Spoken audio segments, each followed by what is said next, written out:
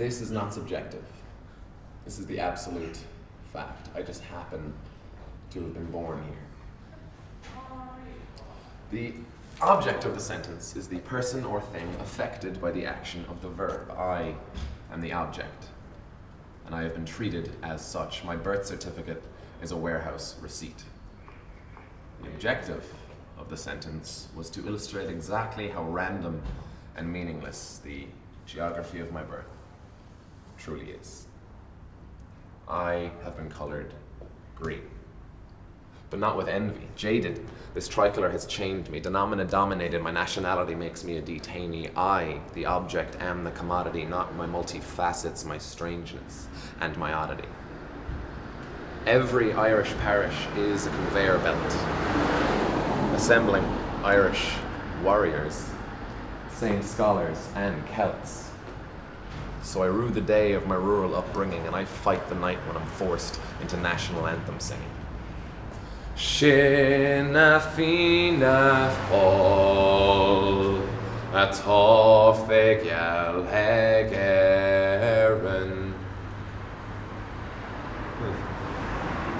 Soldiers are we whose lives are pledged to Ireland. Now, I don't know about you, but I don't think that being born should count as conscription. Especially not for me. I've got a Giadam Salazapyrian prescription. I go to clear my throat and I clear it, but to choke. It's Misha Shaun Leonard, he says, and gets a dirty look, as if this Anglo-French concoction was a path I took. S-H-A-U-N, must I direct you to my birth cert again? Now, I've got no problem with this Celtic tongue. Captain Gamaimi nis compordach le berle. Tá sé níos jacker the aid of dick jokes, le Gaeilge. Bíonn mé sásta le mar scríbach to macaronic. Go leis gael níl a psalm an Gaeilge le ma spondylitis chronic. Mar sin, not my sin. Tá mé creek as, but not le Gaeilge. I have finished. This is the present perfect tense. Like my mother, in my mother tongue. Tense, whether or not amshir means whether or not, the perfective, an action carried to its completion. I am, I was, I have been. J'ai fini. Et je suis libre d'écrire mon propre livre avec la langue que j'aime, la voix que j'adore. To sing and breathe and blurt and spit, to love with the only tongue I'll ever admit to having understood. My mouth is not a widow for lack of a better word. Synonyms abound, and now that I've dealt with the tongue, I can deal with the ground. The earth, the dirt, the muck, and the mire. We are the Easter people, churchgoers only when we truly worry about the fire. And when was the last time we filled the rose up from the front?